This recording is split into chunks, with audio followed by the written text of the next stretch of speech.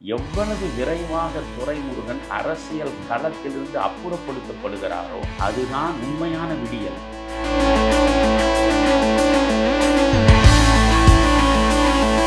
ஆற்றின் மடியை சுரண்டுவது என்பது தாயின் மடியில் கத்தி வைத்து குத்துவதை போன்றது. யார் ஏவாவேலு? இன்றைக்கு திருவண்ணாமலையின் முக்கார் பகுதி ஏவாவேலுக்கு சொந்தமாக இருக்கிறது.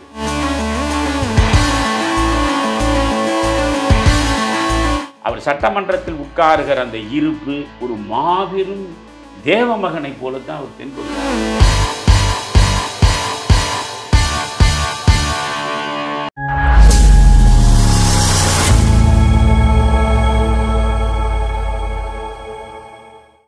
தமிழருவி தர்பார் நேயர்களுக்கு வணக்கம்.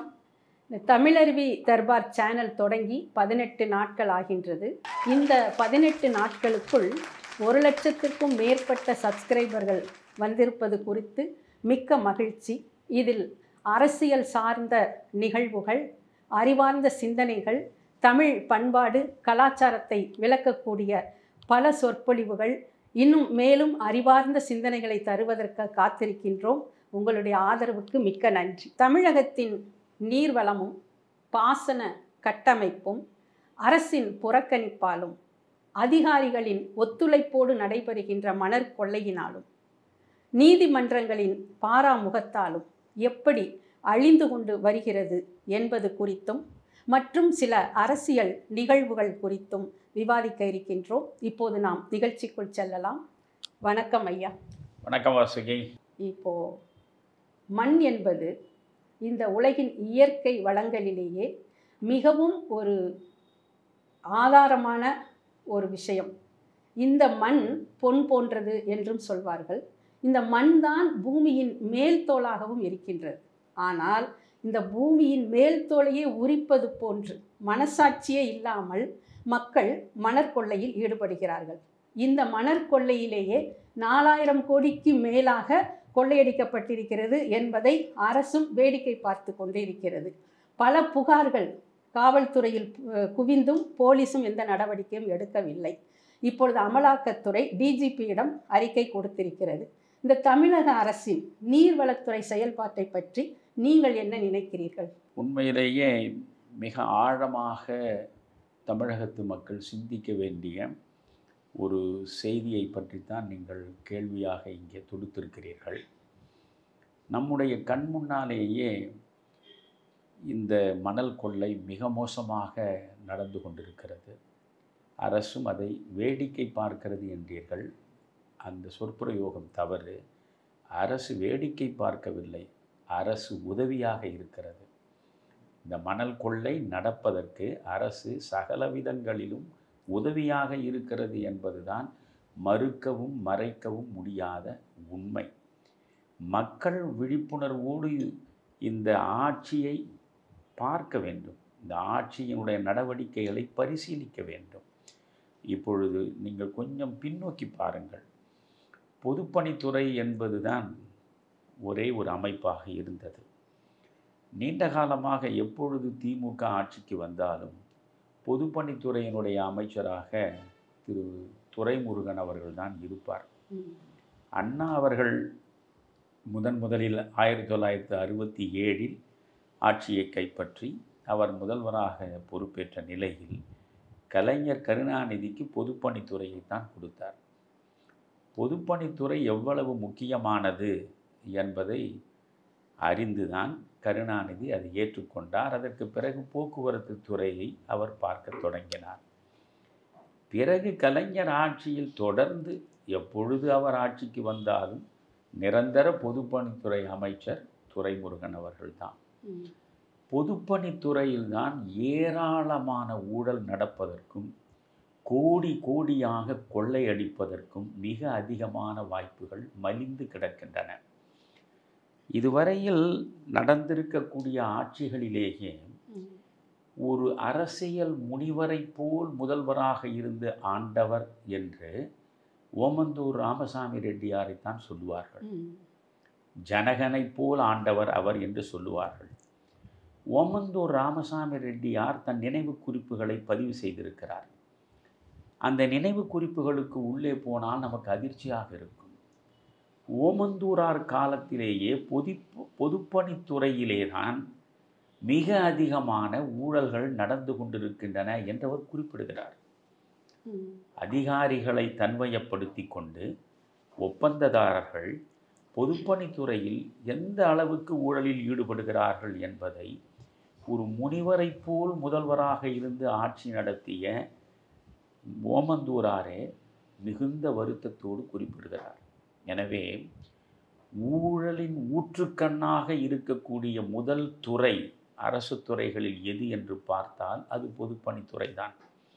அந்த பொதுப்பணித்துறையை கலைஞர் எப்பொழுதும் வேண்டுமென்றே தனக்கு அணுக்கமாகவும் நெருக்கமாகவும் இருக்கக்கூடிய துரைமுருகனிடம் கொடுக்கிறார் என்றால் அதற்குள்ளேயே ரீடிங் பிட்வீன் த லைன்ஸ் என்று ஆங்கிலத்தில் சொல்வார்கள். நீங்கள் அதற்குள்ளே சென்று பார்த்து உண்மைகளை புரிந்து கொள்ள வேண்டும். இந்த முறை ஸ்டாலின் அவர்கள் ஆட்சி பொறுப்பை ஏற்றதும் பொதுப்பணித்துறையை இரண்டாக பிரிக்கிறார். இரண்டாக பிரித்து பொதுப்பணித்துறையை அதனுடைய முக்கிய பகுதியை நீங்கள் பாலம் அமைப்பது, சாலை அமைப்பது, கட்டடங்கள் கட்டுவது என்ற மிக முக்கியமான அந்த பொறுப்பை ஏவாவேலுவிடம் கொடுத்து விடுகிறார். அதனால் துரைமுருகனுக்கு மிகப்பெரிய அதிர்ச்சி, வருத்தம், கோபம் எல்லாமே இருக்கிறது. இவ்வளவு காலம் முடிசூடா மன்னனை போல நாம் இந்த பொதுப்பணித்துறையை நம் கையகப்படுத்தி நம் வசதிப்படி கொள்ளையடிக்க முடிந்தது. இன்றைக்கு ஏவாவேலுவிடம் கொடுத்திருக்கிறார் ஸ்டாலின் என்கிற மனக்குறை அவருக்கு இருந்தது. அந்த மனக்குறையை அவர் முதல்வரிடம் வெளிப்படுத்தி இருக்கிறார். ஏனென்றால் அவர்தான் மூத்த அமைச்சர். உண்மையிலேயே இந்த தமிழ்நாட்டிற்கு ஏதாவது நல்லது நடக்க வேண்டுமென்றால் எவ்வளவு விரைவாக துரைமுருகன் அரசியல் களத்திலிருந்து அப்புறப்படுத்தப்படுகிறாரோ, ஆட்சி துறையிலிருந்து அப்புறப்படுத்தப்படுகிறாரோ அதுதான் உண்மையான விடியல். அவ்வளவு மலினமான ஒரு மனிதர் தான் துரைமுருகன் அவர்கள். இவ்வளவு வன்மையாக நான் சொல்கிறேனே என்று நினைக்காதீர்கள். துரைமுருகனை நான் நன்றாக அறிவேன். எனவே இவர் இந்த பொதுப்பணித்துறையை இரண்டாக பிரித்து நீர்வளத்துறையை மட்டும் தன்னிடம் கொடுத்ததை அவர் முதலில் ஏற்றுக்கொள்ளவில்லை. பிறகு மிகுந்த மனக்கசப்போடு வேறு வழி இல்லாமல் அந்த நீர்வளத்துறையை ஏற்றுக்கொள்கிறார். நீர்வளத்துறையின் கீழே தான் இந்த ஆற்று மணல் அள்ளக்கூடிய விஷயங்கள் எல்லாம் வருகின்றன. புரிகிறதா உங்களுக்கு? இந்த ஆற்று மணலை அள்ளி கோடி கோடியாக கொள்ளையடிக்கக்கூடிய வாய்ப்பை உருவாக்கி தரக்கூடிய துறையாக இருப்பது தான் இந்த நீர்வளத்துறை. ஆற்றின் மடியை சுரண்டுவது என்பது தாயின் மடியில் கத்தி வைத்து குத்துவதை போன்றது. இதை முதலில் நாம் புரிந்து கொள்ள வேண்டும். அந்த பாவச் செயலை திராவிட ஆட்சிகள் தொடர்ந்து நடத்தி கொண்டே இருக்கின்றன. இந்த துரைமுருகனிடம் வந்து நீர்வளத்துறை வந்தது. உடனே ஆற்று மணல் அள்ளுவதற்கு அவர் அனுமதியை கொடுக்க தொடங்கினார். தமிழகம் முழுவதும் இருக்கக்கூடிய ஆற்று மணலை அள்ளுவதற்கு இவருக்கு மிகவும் நெருக்கமான 3 பேரிடம் பொறுப்பை ஒப்படைக்கிறார். அதில் ஒருவர் புதுக்கோட்டை ராமச்சந்திரன், இன்னொருவர் புதுக்கோட்டை கரிகாலன், இன்னொருவர் திண்டுக்கல் ரத்தினம். இந்த திண்டுக்கல் ரத்தினம் மணல் கொள்ளையோடு கிராவல்களை எடுத்து அவற்றை விநியோகிக்கும் தொழிலையும் சேர்த்து பார்ப்பவர். இந்த மூவரிடம்தான் இன்றைக்கு ஒட்டுமொத்த தமிழ்நாட்டினுடைய மணலும் கொள்ளையடிக்கப்படுவதற்கான வாய்ப்பையும் வசதியையும் நம்முடைய மாண்புமிகு நீர்வளத்துறை அமைச்சர் துரைமுருகன் அவர்கள் வழங்கியிருக்கிறார். இதை முதலில் நீங்கள் புரிந்து கொள்ளுங்கள். இந்த மணல் கொள்ளை மிக பரவலாக நடந்து கொண்டே இருக்கிறது. அரசு பார்த்து கொண்டே இருக்கிறது. ஒரு கட்டத்தில் எல்லை மீறி மணல் கொள்ளையடிக்கப்பட்டிருக்கிறது என்கிற நிலையில் இதில் பல கோடி ரூபாய் கையாளப்படுகிறது. பல கோடி ரூபாய் கைமாறுகிறது என்பது மட்டுமல்ல, சட்டவிரோத பணப்பரிமாற்றமும் இதன் மூலம் நடக்கிறது. சட்டவிரோத பணப்பரிமாற்றம் நடக்கிறது என்றாலே அங்கே அமலாக்கத்துறை தன்னுடைய கவனத்தை திருப்பும். அதனால் இந்த மணல் கொள்ளை இந்த மணல் கொள்ளையில் கோடி கோடியாக முறையற்ற வழியில் அரசுக்கு வழி செலுத்தக்கூடிய வாய்ப்பை முழுவதுமாக மறுதளித்துவிட்டு தாங்களே பயன்படுத்தி கொள்ளக்கூடிய நிலையில் இவர்கள் கோடி கோடியாய் கொள்ளையடிக்கிறார்கள். கொள்ளையடித்த பணத்தை எங்கே வைப்பது? அதை சட்டவிரோத பணப்பரிமாற்றத்திலும் இவர்கள் இதை கொண்டு போகிறார்கள். இது தெளிவாக தெரிந்த நிலையிலே தான் என்ஃபோர்ஸ்மெண்ட் டைரக்டரேட் என்கிற அமலாக்கத்துறை இதற்குள்ளே நுழைகிறது.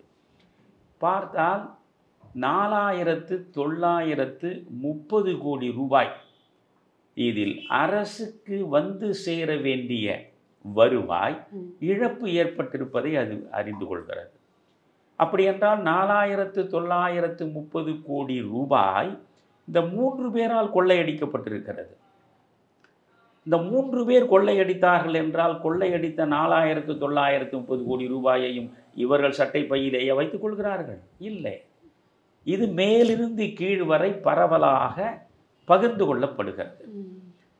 இந்த மிக மோசமான அணுகுமுறைக்கு முற்றுப்புள்ளி வைக்க வேண்டும் என்று அமலாக்கத்துறை நினைக்கிறது. அறிவியல் பூர்வமாக எவ்வளவு மணல் கொள்ளையடிக்கப்பட்டிருக்கிறது என்பதை ஆய்வு செய்வதற்கு முயல்கிறது. இஸ்ரோ என்கிற விண்வெளி ஆராய்ச்சி துறை, அந்த ஆராய்ச்சி துறையை இதில் ஈடுபடுத்துகிறார்கள். உண்மையில் எவ்வளவு மணல் கொள்ளை நடந்திருக்கிறது? இவர்கள் 3 பேருமே 28 குவாரிகளில் மணல் வாருவதற்கு இந்த அரசிடம் அனுமதியை பெறுகிறார்கள். இந்த 28 குவாரிகளில் இவர்கள் 490 ஏக்கரில் மட்டும்தான் மணலை அள்ளுவதற்கு அனுமதியை பெற்றிருக்கிறார்கள்.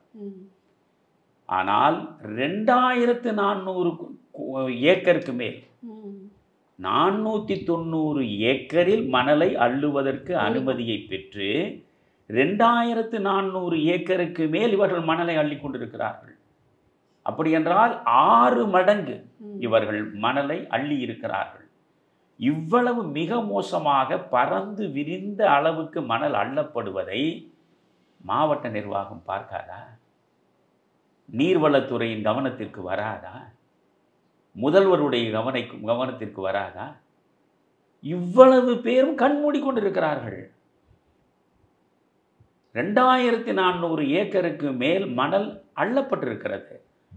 இதற்கு பிறகு அறிவியல் பூர்வமாக எவ்வளவு மணல் தான் அள்ளப்பட்டிருக்கிறது என்று அறிந்து கொள்வதற்கு நீங்கள் ISRO என்ற விண்வெளி ஆராய்ச்சி துறையும் ஈடுபடுத்தப்படுகிறது.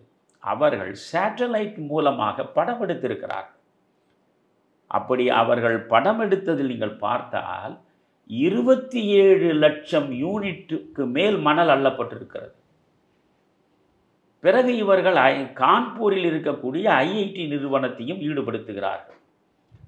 கான்பூரில் உள்ள IIT நிறுவனம் செய்த ஆய்வு, ISRO செய்த ஆய்வு, இவற்றின் மூலம் துல்லியமாக இவர்கள் அடித்த கொள்ளை தெளிவாக வந்து சேர்ந்திருக்கிறது. எப்படி என்றால் 27 லட்சம் யூனிட் மணல் கொள்ளையடிக்கப்பட்டிருக்கிறது. ஆனால் இந்த நீர்வளத்துறையின் பதிவேட்டில் வெறும் 4 லட்சம் யூனிட் மணல் மட்டும்தான் பதிவாகி இருக்கிறது. அப்படி என்றால் ஏறக்குறைய 24 லட்சம், நான் சொல்வது 27 லட்சம் யூனிட்டுக்கு மேல் என்றால் 24 லட்சம் யூனிட் மணல் அரசு கணக்கில் வரவில்லை. அதற்கான வருவாய் அரசுக்கு வந்து சேரவில்லை. இப்படி அரசுக்கு வந்து சேராத வருவாய் எவ்வளவு என்று கணக்கு போடுகிற பொழுது 4930 கோடி ரூபாய் இந்த அரசுக்கு வந்திருக்க வேண்டும், வரவில்லை. யோசியுங்கள். 4930 கோடி முறையாக அரசுக்கு வரவில்லை. 3 பேர் சட்டைப்பைக்குள்ளே சென்றிருக்கிறது என்றால் இது அவர்களுக்கானது மட்டும் இல்லை. இந்த கொள்ளை பரவலாக்கப்படுகிறது. இதற்கு முதல் பொறுப்பேற்க வேண்டிய மனிதர் நீர்வளத்துறையினுடைய அமைச்சராக இருக்கிற துரைமுருகன்.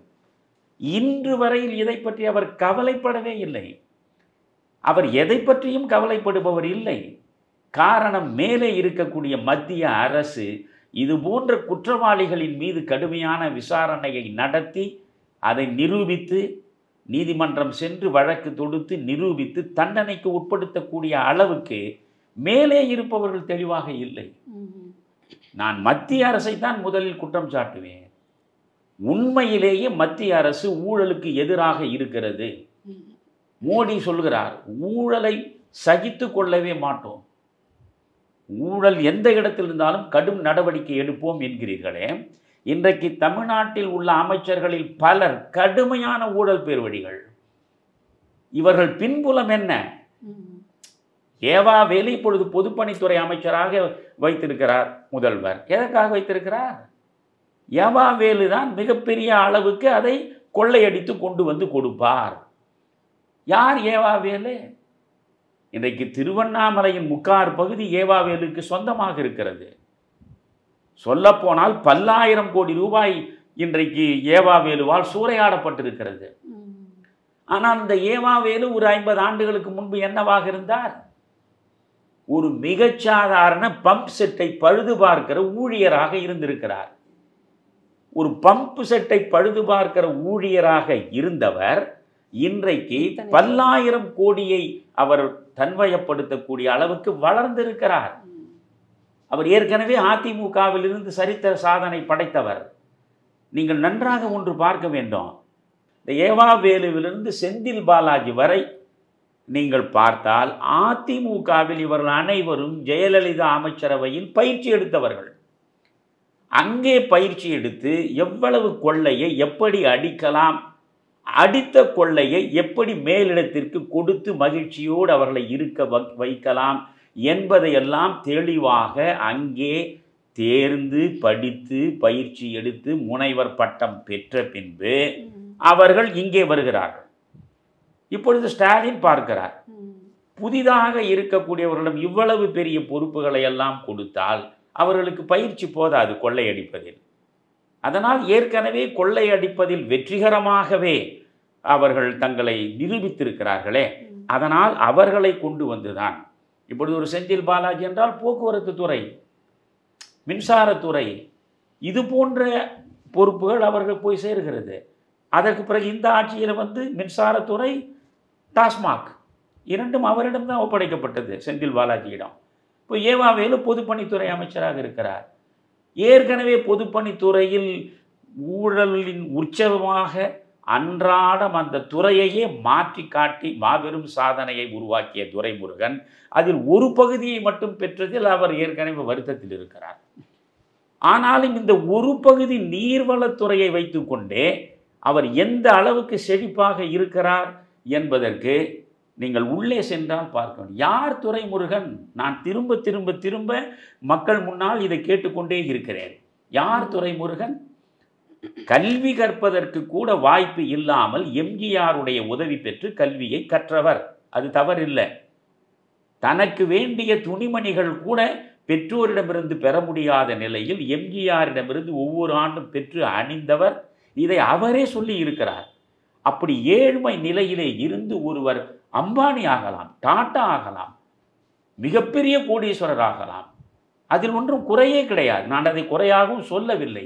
ஆனால் எந்த வழியில் நீங்கள் இவற்றை சம்பாதித்தீர்கள்? முழுவதுமே இந்த ஆட்சி பொறுப்பில் இருந்து இந்த ஆட்சியை பயன்படுத்தி, அது தருகிற அதிகாரத்தை பயன்படுத்தி, தவறான முறையில் அதிகாரிகளை பயன்படுத்தி கொண்டு கோடி கோடியாக கொள்ளையடித்து வைத்திருக்கக்கூடிய மனிதர் தான் துரைமுருகன். சென்ற முறை துரைமுருகனுடைய மகன் கதிரானந்த் நாடாளுமன்ற தேர்தலில் நிற்கிறார்.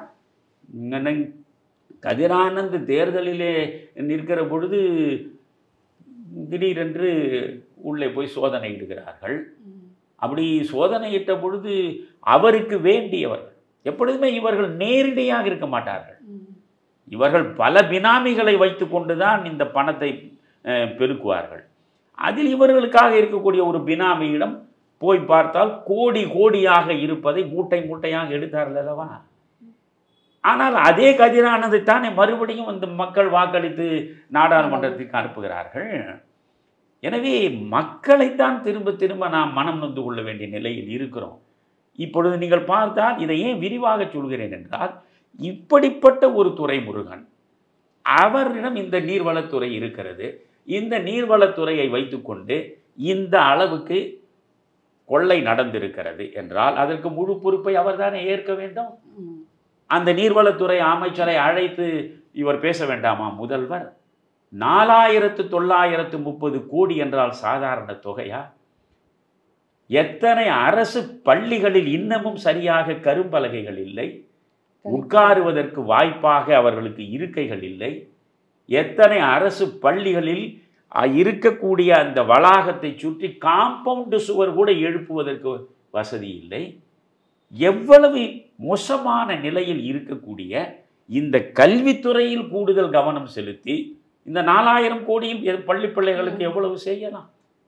அல்லது ஏழ்மையில் வாடக்கூடிய எத்தனையோ மக்களை தேடி தேடி அவர்களுக்கு எவ்வளவு செய்யலாம்? ஆனால் இந்த 4930 கோடியும் 3 மணல் கொள்ளைக்காரர்களிடம் போய் சேருகிறது என்றால், இதை இந்த அரசு வேடிக்கை பார்க்கிறது என்றால், இதை எவ்வளவு பெரிய குற்றவாளி கூண்டில் நிற்க வேண்டியது தமிழக அரசு. ஆனால் இதை பற்றி மேலே இருக்கிற மத்திய அரசும் தெளிவான நடவடிக்கைகள் எடுப்பது கிடையாது. மெல்ல ஊற போட்டு ஒவ்வொன்றாக இவர்கள் செய்து கொண்டிருப்பது என்பது காலநடையில் நம் கவனத்திலிருந்து விடுபட்டு விடுகிறது.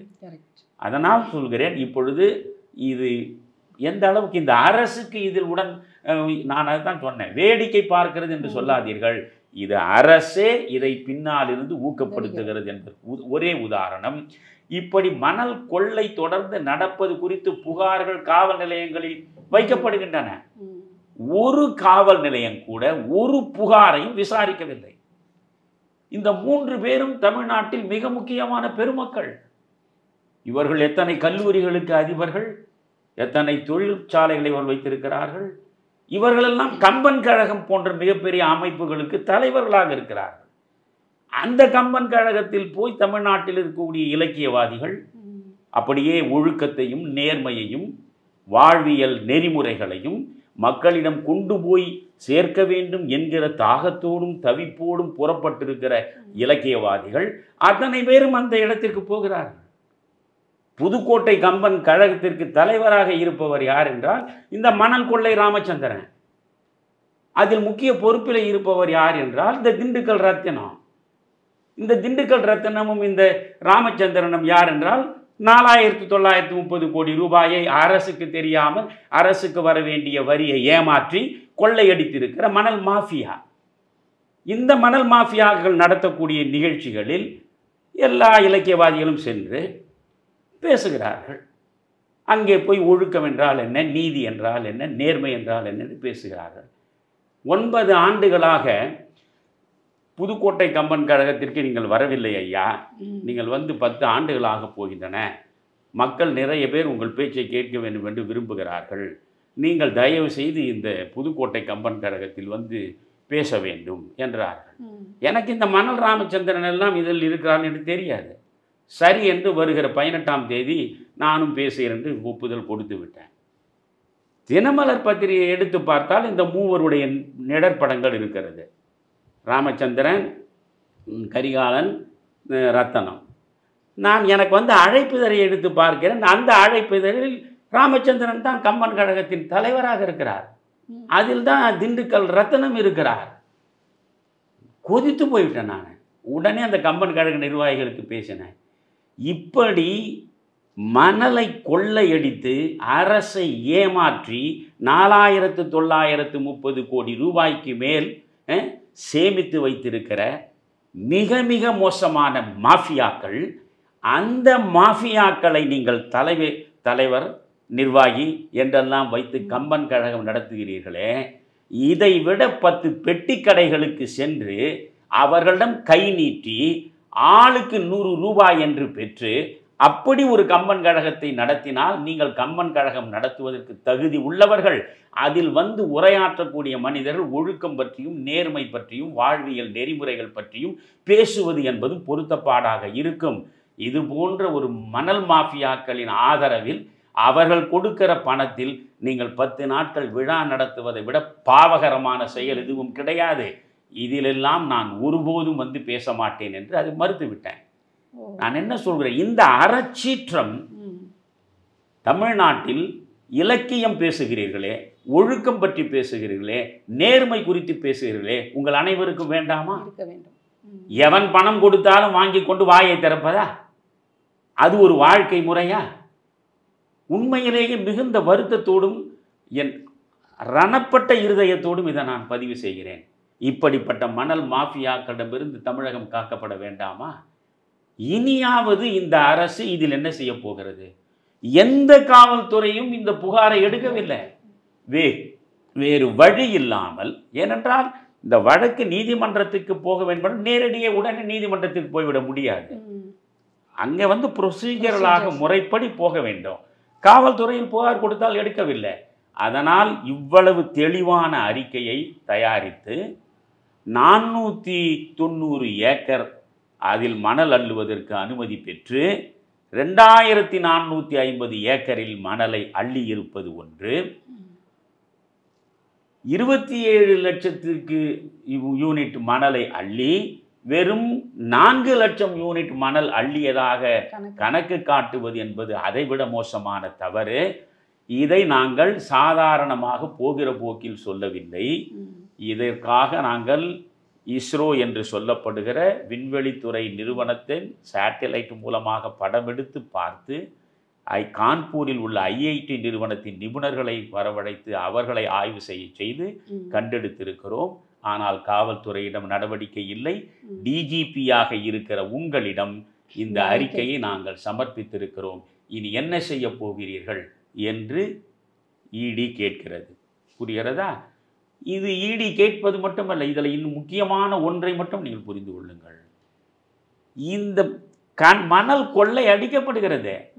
490 ஏக்கரில் மணல் அள்ளுவது என்ற அனுமதியை பெற்று 2450 ஏக்கரில் மணலை அள்ளி இருக்கிறீர்கள். இது தமிழ்நாட்டின் பல மாவட்டங்கள்ல. அப்போ 10 மாவட்ட ஆட்சியர்கள், கலெக்டர்கள் என்ன செய்து கொண்டிருந்தீர்கள் நீங்கள்? அதனால் உங்களிடம் நாங்கள் விசாரணை நடத்த வேண்டும் என்று இடி சம்மன் அனுப்புகிறது. உடனடியாக இந்த ஆட்சி பொங்குகிறது. முதலமைச்சர் பொங்குகிறார். மாநில அரசின் உரிமைகளில் மத்திய அரசு மூக்கை நீட்டுகிறது. எங்கள் எல்லைக்குள்ளே எப்படி ஈடி வரலாம்? கலெக்டரை போய் ஈடி அழைத்து சம்மன் கொடுத்து அழைத்து விசாரிப்பது என்றால் மத்திய மாநில அரசுகளுக்கு வகுக்கப்பட்ட அரசமைப்பு சட்ட ரீதியாக centre list, state list, concurrent list என்று 3 வகை இருக்கிறது அல்லவா? எங்கள் உரிமைகளில் நீங்கள் மூக்கை நீட்டுவது தவறு என்று சொல்லி இந்த கலெக்டர்களை சம்மன் கொடுத்து நீங்கள் அழைத்து விசாரிக்க கூடாது என்று வழக்கு மன்றத்துக்கு சென்றார்கள். உச்ச நீதிமன்றம் இதில் என்ன தவறு இருக்கிறது? ஒரு மாவட்ட ஆட்சியரை அழைத்து என்ன நடந்தது என்று இடி விசாரிப்பதில் உங்களுக்கு என்ன பிரச்சனை என்று கேட்ட பிறகுதான் இந்த 10 கலெக்டர்களையும் வரவழைத்து இடி விசாரணை நடத்தி இருக்கிறது. அவர்கள் வாக்குமூலத்தையும் பெற்றிருக்கிறது. இனி என்ன நடக்கிறது என்று பார்க்கலாம். நான் என்ன ஒன்று சொல்ல விரும்புகிறேன். பப்ளிக் மெமரி இஸ் ஷார்ட் என்று ஆங்கிலத்தில் சொல்லுவார். நீங்கள் ஒரு நாள் செய்தியாக படிக்கிறீர்கள், 4930 கோடி ரூபாய்க்கு மணல் அரசுக்கு தெரியாமலேயே ஏமாற்றி அடித்து அதில் இவர்கள் 3 பேர் சேர்த்து விட்டார்கள். அதை ஒரு நாள் பரபரப்பு செய்தியாக படித்துவிட்டு அதிலிருந்து நாம் கடந்து போய்விடுவது என்பதையே நம் வாழ்க்கையாக வைத்து கொண்டால் இந்த கொள்ளைகளுக்கு முடிவேது. இந்த ஆற்று மணலை காப்பாற்றுவது எப்படி? எனவே இதில் முதல் குற்றவாளி இந்த அரசு, அதில் முக்கிய குற்றவாளி இந்த துரைமுருகன். இப்பொழுதும் சொல்கிறேன், இந்த கள்ளச்சாராய விவகாரத்தில் துரைமுருகன் என்றாலே அவர் ஒரு காமெடியன். காமெடியன்ல 2 வகை உண்டு. நீங்கள் கலைவாணர் NS கிருஷ்ணனுடைய நகைச்சுவை என்பது மக்களுக்கு சிரிப்பின் மூலமாக சிந்தனையை தரக்கூடியதாக இருக்கும். புரியுறதுங்களா? பல்வேறு வகையில் பார்க்கலாம். அல்லது கவுண்டமணி, செந்தில் என்பது நகைச்சுவைக்காக எதையாவது செய்வது.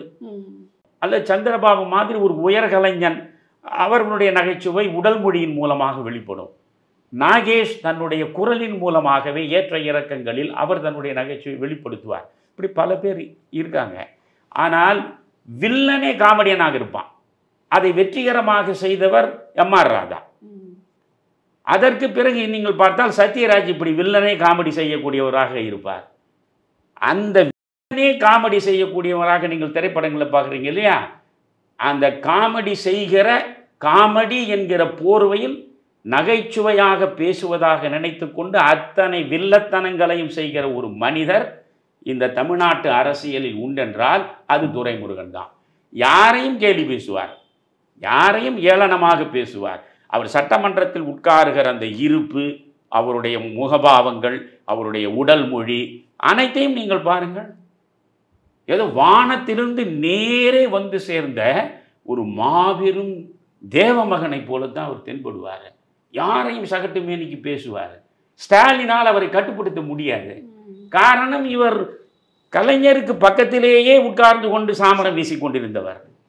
எதனால் எதை பேசினாலும் நீங்கள் சின்ன குழந்தையாக இருந்த போதிலிருந்தே நான் கலைஞருக்கு பக்கத்தில் இருந்து அரசியல் நடத்தியவன் என்று பேசுகிற பொழுது இவர் சூப்பர் சீனியர் ஆகி விடுகிறார். சூப்பர் சீனியரை ஜூனியரோ சப் ஜூனியரோ எப்படி போய் கேள்வி கேட்க முடியும் என்ற ஒரு நிலையை வைத்து கொண்டு தான் இவ்வளவும் நடந்து கொண்டிருக்கிறது. கள்ளச்சாராயம் பற்றிய பிரச்சனை வருகிற பொழுது ஒரு பொறுப்புள்ள அமைச்சர் எப்படி பேசுகிறார்? டாஸ்மாகில் வழங்கப்படுகிற சாராயத்தில் போதிய கிக் இல்லை, போதிய கிக் இல்லை என்பதனால தான் கள்ளச்சாராயத்தை குடிக்கிறார்கள் என்றால், அப்படி டாஸ்மாகில் நீங்கள் போதிய கிக்கை கொடுத்து கள்ளச்சாராயத்தை தடுக்க போகிறீர்களா?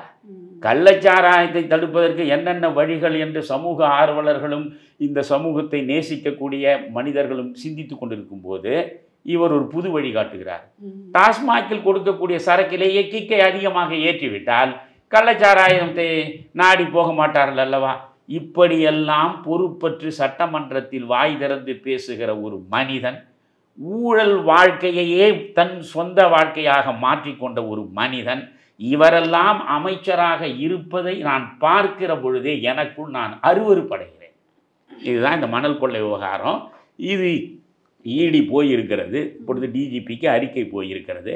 அறிக்கை என்ன ஆகிறது, அதற்கு பிறகு மேல் நடவடிக்கை என்ன என்று பொறுத்திருந்து பார்ப்போம்.